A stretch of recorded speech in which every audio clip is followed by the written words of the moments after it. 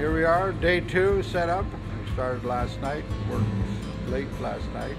It's going to be another hectic day today, working all day. Got a lot of stuff to come in yet.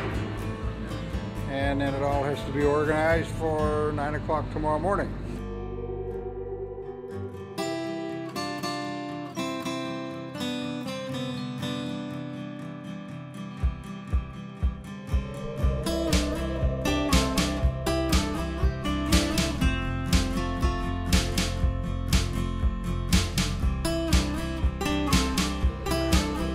So how did the Remembering project get going? Everyone always asks me, and it started when I was teaching my grade 7s a few years ago, and we had the minute of silence at school, and I remember, and I asked the kids, you know, what were you thinking about during that minute of silence? And most of the kids couldn't think of anything to do with veterans or Remembrance Day, and I realized that we're missing a huge opportunity, and the curriculum's not doing the job, and our own kids aren't learning the history of our Canadian military.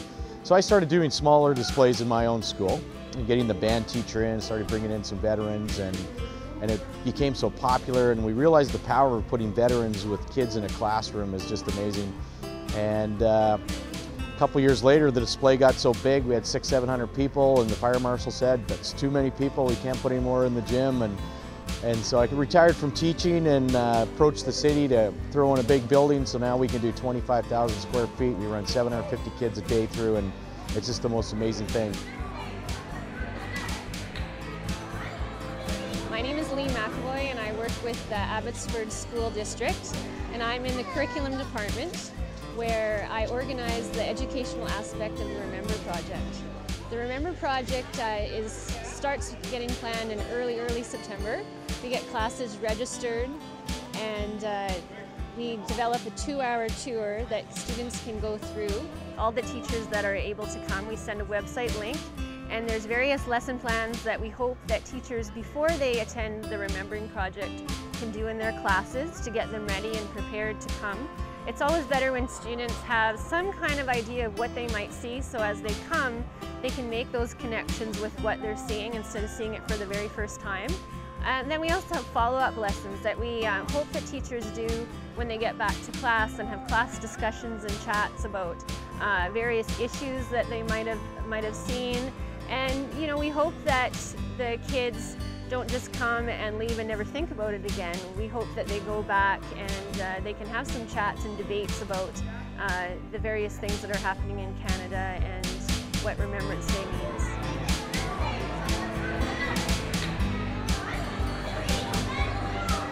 Well, so often in our classes it's all just theory, and here they actually get to touch and visually connect with things that happened in World War I and World War II.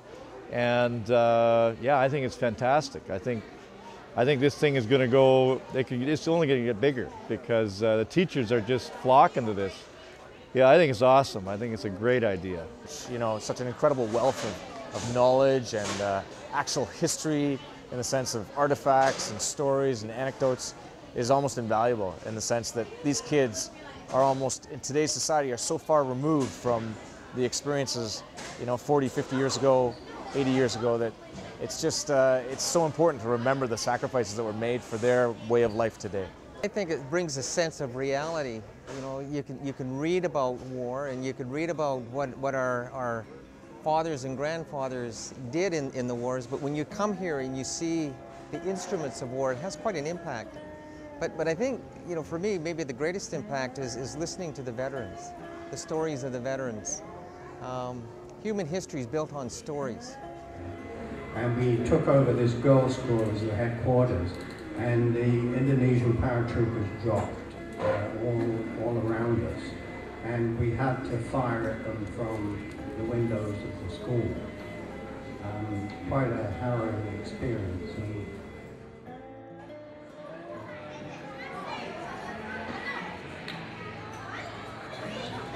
See the local school children involved, and really involved in terms of living history. They're not learning history, they're living history. When you look at the work that goes into putting this together, and it's only here for a few short days, and to have this type of a learning capacity on a permanent basis would be wonderful.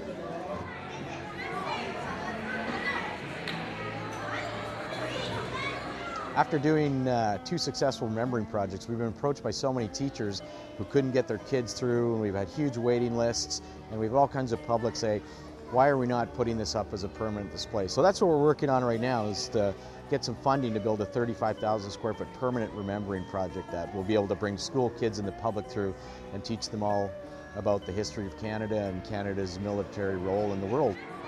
Well, I think creating a museum like this brings a sense of reality to that notion that peace came at a price, and it's a price that we don't want to pay, so let's keep the peace. Because it is an investment in our own history, and it's something that I think future generations should be constantly reminded of how lucky they are and how fortunate they are.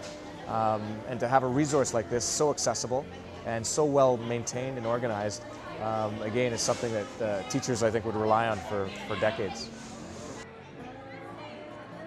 I know that the more people are aware of this, the more it would be utilized, that's for sure. And people would, I know teachers would be bringing their kids here year-round, because we don't all teach World War II and World War I right in Remembrance Day time. It's sometimes semestered year, beginning of the year, end of the year. So yeah, it'd be great to have it all year round. It'd be awesome. This is the coolest field trip I've ever been on. Yeah? What's your favorite thing? That guy who talked about, who has the table with all the weapons and stuff on it, who told me about those, that was really, really cool. Yeah? I actually think it's amazing. It's amazing. Yeah? Like all these veterans. Really terrific. A lot of us are very interested in what we did during World War II that I'm familiar with, and they want to ask questions, and I'm so thankful for this Remembrance Project put on, because we need it to keep the children aware. But anyway, there's so many of my buddies never made it back, and so we should remember them especially at this time and convey it to the children, because it's so far away from them. It's almost like a different world.